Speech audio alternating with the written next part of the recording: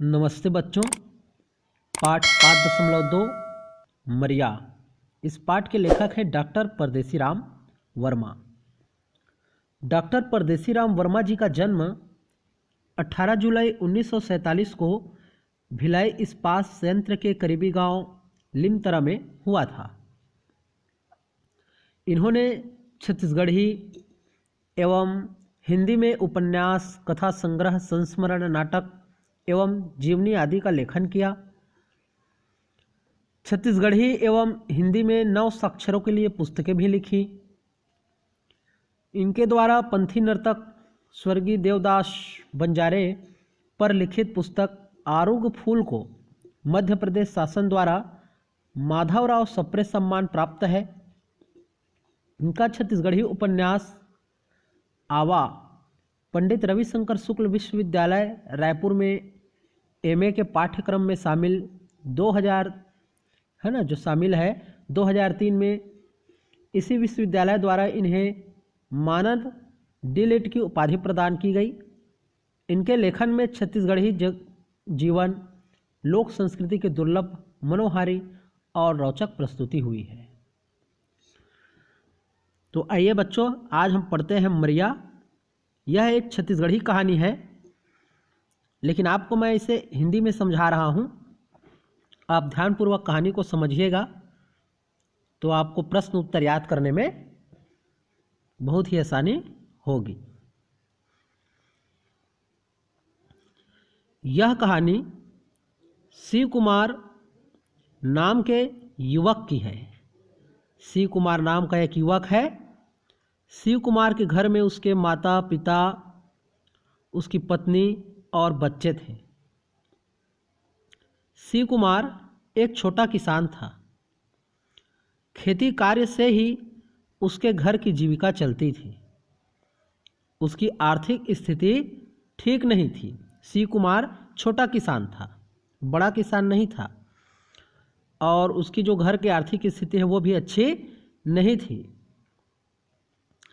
शिव कुमार के पिता का नाम रामचरण था। शिव कुमार के पिता का क्या नाम था? रामचरण। एक दिन शिव कुमार के पिता खाट से उठते समय गिर जाते हैं, है ना। एक दिन जो है शिव कुमार के पिता रामचरण खाट से उठते समय गिर जाते हैं। उनका हाथ पैर काम करना बंद कर देता है। इसके इलाज के लिए चरणदास नाम के वैद्य को बुलाया गया। साथ ही गांव के मंडल रमेशर, जो क्या है गांव का मुखिया है, और उनके मोहल्ले के पड़ोसी मनराखन, अकल्हा, रामचरण का छोटा भाई बलदू, सभी शिव कुमार के घर उसके पिता को देखने के लिए पहुंच जाते हैं। वैद्य ने रामचरण की जांच करके बताया कि उसे लोकवा की बीमारी हो गई है। उसके पिता को, शिव कुमार के पिता को क्या हो गया है? लकवा हो गया है। ऐसा सुनकर मनराखन शिव कुमार से कहता है कि किसान को 4 सावन सोमवार में सवनाही मनाना चाहिए। ऐसा धर्म कर्म का काम नहीं करने पर घर में विपत्ति जरूर आती है, जैसे तेरे पिताजी के ऊपर आ गई।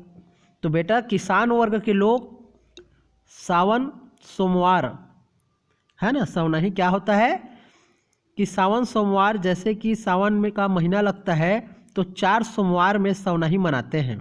एक त्यौहार के रूप में मनाते हैं, जिनमें इन 4 सोमवारों में खेतों में काम करना नहीं जाना होता है ना। खेती का काम बंद कर देते हैं, और ऐसा उनके द्वारा नहीं किया गया था। ऐसा कौन कह रहा है? मनराखन कह रहा है। ऐसा नहीं करने पर विपत्ति आ जाती है, जैसे तेरे पिताजी के ऊपर आ गई। मनराखन की बात को काटते हुए रमेशर मंडल कहते हैं कि रामचरण को जल्दी चरौदा के अस्पताल ले जाओ। तभी रामू नाम को वहाँ पर एक युवक रहता है ना, जो है वहाँ पर है। वो कहता है, क्यों अस्पताल ले जाएंगे? छोड़ो तुम लोगों की अंग्रेजी दवा को, इनको बघेरा ले जाएंगे। बघेरा गांव का नाम है बच्चों। तो कौन कहता है ऐसा? रामू नाम का युवक, कि क्यों इनको हम चरौदा ले जाएंगे, इनको तो बघेरा ले जाएंगे, अंग्रेजी दवा नहीं कराएंगे, वहीं की दवा खाकर और तेल मालिश कराकर ये जल्दी ठीक हो जाएंगे। ये सब सुनकर अक्कलहा गुस्से से कहता है, इधर उधर की बात मत करो, जहाँ ले जाना है जल्दी करो। लेकिन एक बार शिव कुमार से पूछ लो। रामचरण का छोटा भाई बल्दू कहता है, सब बात की एक बात, हमारे पास तो कुछ नहीं है, सब सूखा पड़ा है। सब सूखा पड़ा है कहने का मतलब गरीबी है, घर में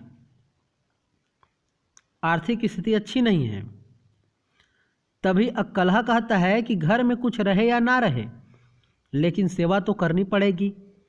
ये सब सुनकर खाट में पड़ा रामचरण कहता है, देखो मैं ज़्यादा दिन का मेहमान नहीं हूँ, इसी गांव में मैंने जन्म लिया, इसी गांव में मैंने खेला कूदा, इसी गांव में मैं जवान हुआ और इसी गांव में मैं बूढ़ा होकर बीमार हो गया।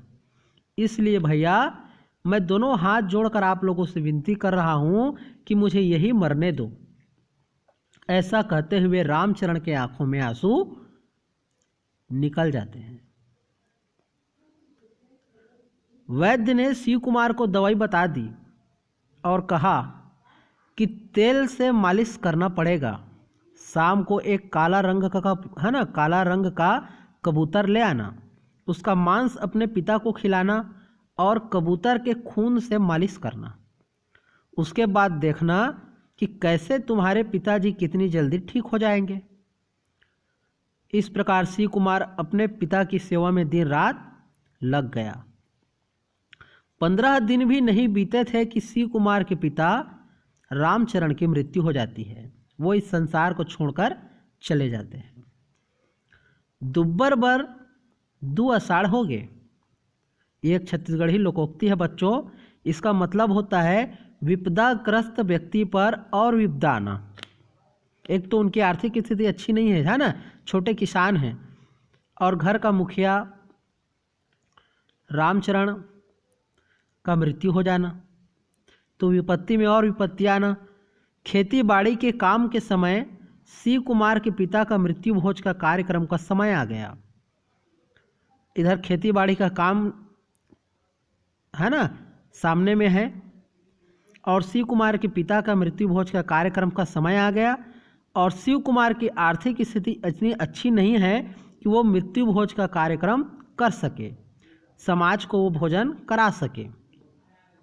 इसलिए गांव में वो बैठक में शिव कुमार को कहता है ना, कि गांव में बैठक होता है तो शिव कुमार कहता है कि सभी लोग कहते हैं कि हमारे समाज में मृत्यु भोज को बंद करो, है ना। इनके समाज में कभी बैठक हुआ करता था और इसके पहले कई बार तो ऐसा कहा गया था कि मृत्यु भोज को समाज में बंद करना चाहिए, मृत्यु भोज जरूरी नहीं है, यह एक गरीबी का कारण है।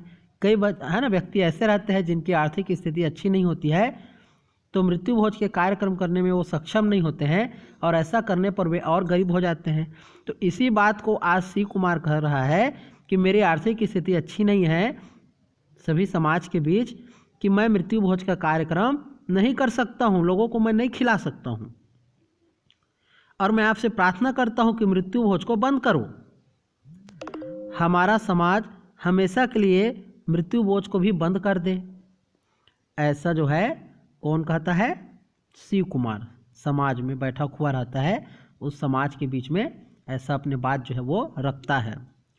शिव कुमार की बात को सुनकर समाज का मुखिया रमेश्वर मंडल कहता है कि तू हमें समाज का कानून मत सिखा, तेरे पिताजी ने जिंदगी भर समाज के कानून को नहीं माना, और अब उसके मरने के बाद ऐसा तो मत कर, मृत्यु भोज तो तुझे खिलाना ही पड़ेगा। सबके घर में जाकर तू खाया है ना, तेरे घर के लोग, तू सब के सब सभी के घर में जाके खाए हो, और अब खिलाने की बारी आ रही है तो कानून बता रहे हो। घर जाकर शिव कुमार अपनी माँ को सारी बात बताता है। उसकी माँ दुखी होकर कहती है कि सब पढ़ लिख कर आगे बढ़ गए, लेकिन ये दुनिया वही की वही रह गई। रायपुर के अधिवेशन में यह फैसला कर दिया गया है। रायपुर में क्या हुआ था, इनके समाज का अधिवेशन माने बैठक हुआ था। तो उनकी माँ कहती है कि उस बैठक में ऐसा कहा गया है कि अब मृत्यु भोज नहीं खिलाना होगा, लेकिन कोई मानता नहीं नियमों को। शादी में 7 लोगों को जाने का नियम बनाए हैं, लेकिन जाते हैं 70 लोग। हमारा घर अब पूरी तरह अंधेरों से भर गया, ऐसा कहते हुए सी कुमार की माँ रो पड़ती है।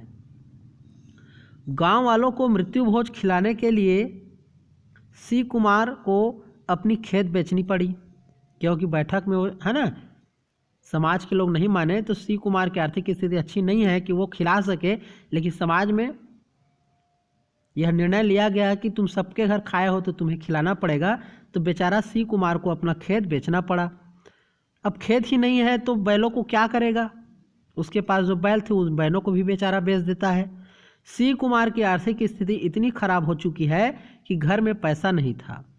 अब शिव कुमार खेतीहर किसान से मजदूर बन गया। अगर वो कमाएगा तभी खाएगा।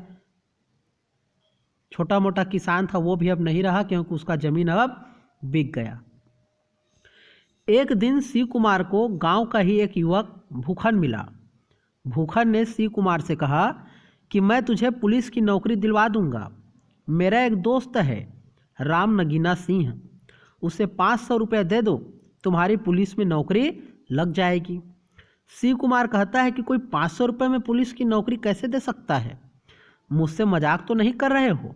भूखन कहता है तुझे इतना अच्छा मौका मिला है, इसे हाथ से मत जाने दे। घर आकर शिव कुमार सारी बात अपनी पत्नी को बताता है। पैसों की ज़रूरत के लिए उसकी पत्नी अपने पायल को बेचने को कहती है। दूसरे दिन पैसे लेकर शिव कुमार भूखन के साथ राम नगीना सिंह से मिलने भिलाई जाता है।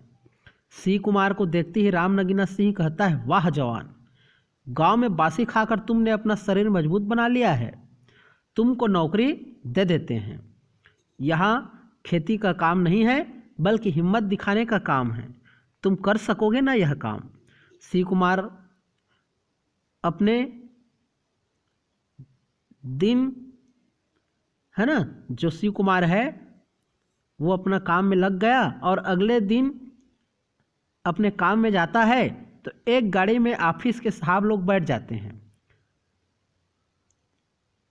कहाँ बैठ जाते हैं? सामने में। ऑफिस के जो सारे साहब हैं वो सामने में बैठ जाते हैं और शिव कुमार को पीछे बैठा देते हैं। गाड़ी एक भैंस खटाल पर आकर रुक जाती है। शिव कुमार के साहब आदेश देते हैं कि यहाँ के भैंसों को पकड़ो और खटाल को तोड़ दो। इतना सुनते ही खटाल के मालिक लाठी लेकर आते हैं और सबको बहुत गाली देते हैं। साहब लोग डर के कारण जल्दी गाड़ी में बैठकर वहाँ से निकल जाते हैं। शिव कुमार अकेला ही वहाँ बच जाता है।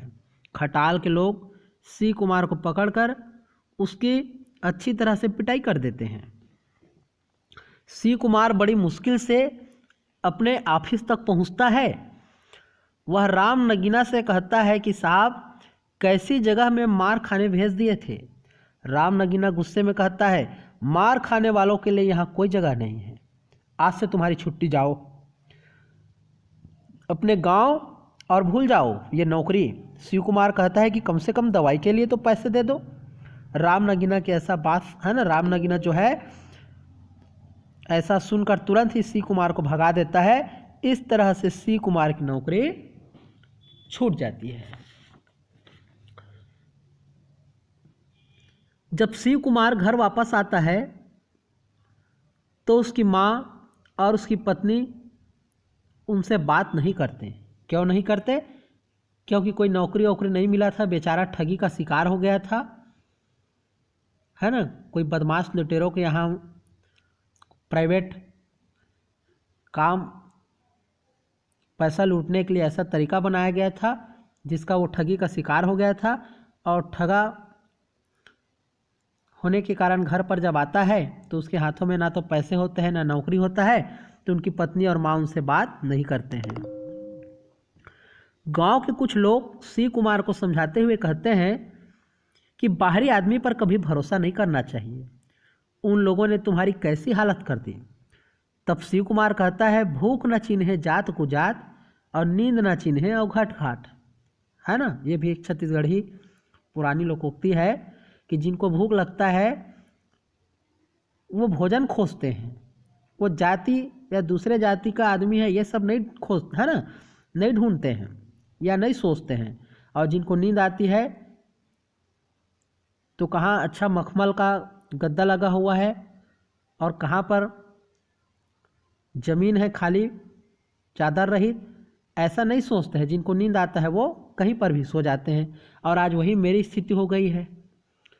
मेरे घर की आर्थिक स्थिति इतनी खराब है, शिव कुमार कहता है कि मेरे घर की आर्थिक स्थिति इतनी खराब है